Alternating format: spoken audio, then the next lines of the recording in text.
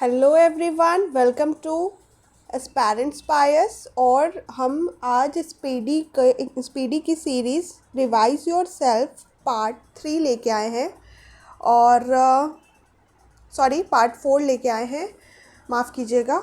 जो आपके आगामी रेलवे प्रतियोगी परीक्षाओं और जितने भी SSC banking one day one liner exams होते हैं, जो आपके लिए क्विक रिवीजन का काम करेगा।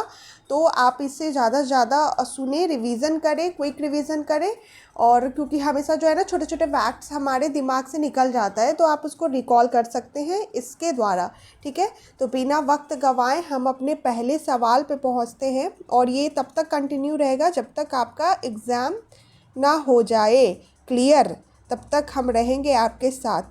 So don't fear. Okay, let's start. पहला क्वेश्चन है कि एक अश्व शक्ति के बराबर कितना होता है। तो आपको पता होगा 746 वाट होता है। ओके, वेट अ सेक। उसी के साथ नेक्स्ट क्वेश्चन देखते हैं। तपेदिक रोग किसके कारण से होती है। ठीक है, तो तपेदिक रोग जो है हमें बैक्टीरिया के कारण होती है। और कल हमने किसके बारे में पढ़ा था, कौन सा रोग जो है वो जीवाणु के कारण होता है। तो हैजा रोग जो है वो जीवाणु के कारण होता है, तपेदिक रोग जो है वो बैक्टीरिया के कारण होता है। ऐसे क्वेश्चंस एग्जाम में ज़रूर होते हैं, इसलिए ध्यान से इसको देखें। रेमन मैग्सेसे पुरस्कार प्राप्त करने वाले प्रथम भारतीय कौन थे। तो आपको पता होगा ये विनोबा भावे थे, जिन्होंने रेमन मैग्सेसे पुरस्कार से सम्मानित किया गया था। स्वतंत्रता प्राप्ति के समय भारतीय राष्ट्रीय कांग्रेस के अध्यक्ष कौन थे। तो उस वक्त कौन थे, तो आपको पता होगा कि उस वक्त अध्यक्ष जो है वो जेबी कृपलानी थे। ओके, मोस्ट इंपॉर्टेंट क्वेश्चंस है। नेक्स्ट क्वेश्चन देखते हैं हम लोग। वायुमंडलीय दाब किससे मापा जाता है। तो ये मापा जाता है बैरोमीटर से। किससे मापा जाता है, बैरोमीटर से। आपने ध्यान दिया होगा, मैंने इसमें कोई भी गाथा का प्रयोग नहीं किया है। हम बस टू द पॉइंट क्वेश्चन को देखेंगे, क्योंकि ये क्वेश्चन हमारे दिमाग से निकल जाते हैं। कई बार ऐसा होता है ना कि हम कथा करते रहते हैं क्लास में और फिर और जो मेन मुद्दा होता है उससे भटक जाते हैं।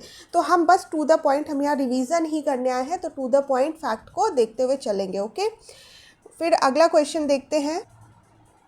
अगला क्वेश्चन है 1916 में Akhil Bharatiya home rule league की स्थापना किसने की थी। तो ये आपको पता होगा कि 1916 में होम रूल लीग की स्थापना एनी बेसेंट ने की थी। ओके, नेक्स्ट क्वेश्चन है कि खजुराहो के मंदिर का निर्माण किस वंश के शासकों ने किया था। तो ये किया था चंदेल वंश के शासकों के द्वारा। ठीक है, दाचीग्राम अभ्यारण्य किस राज्य में स्थित है।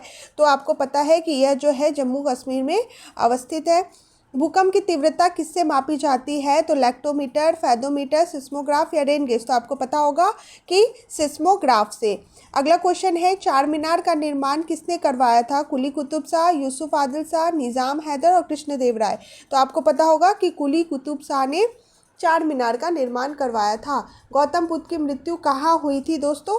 तो ये हुई थी कुशीनगर में। कहाँ हुई थी, कुशीनगर में। ओके, और इनका जन्म कहाँ हुआ था ये आपको कमेंट बॉक्स में बताना है मुझे। मैं आपके लिए इतना कर रही हूँ, तो मैं आपसे एक्सपेक्ट करती हूँ कि आप भी मुझे बदले में कोई जवाब दें। ठीक है दोस्तों।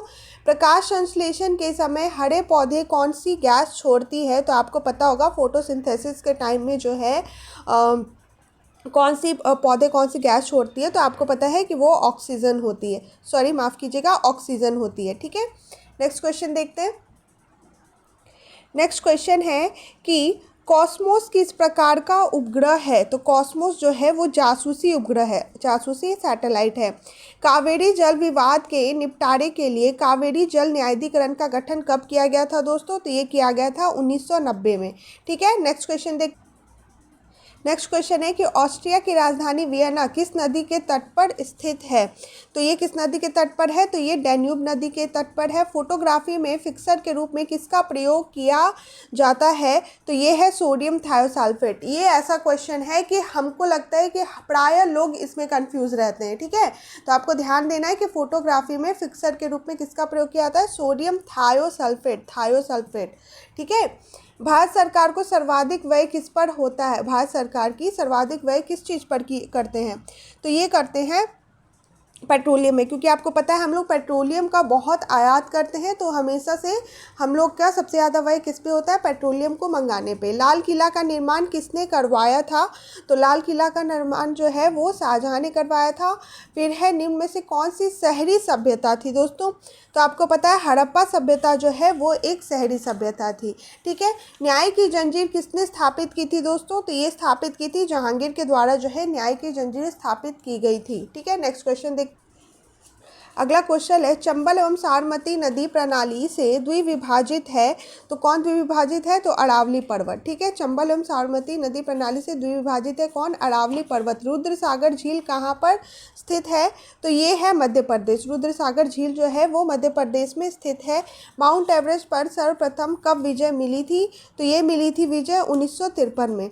आगरा के किले में दीवाने खास किसने बनवाया था, आगरा के किले में दीवाने खास किसने बनवाया था, तो शाहजहाँ ने बनवाया था। ठीक है दोस्तों, 2.5 दिन के झोपड़े का निर्माण किसने करवाया था, तो मैंने ये आपको पहले ही चर्चा कर चुकी हूँ मैं ये आपसे, कुतुबुद्दीन ऐबक ने।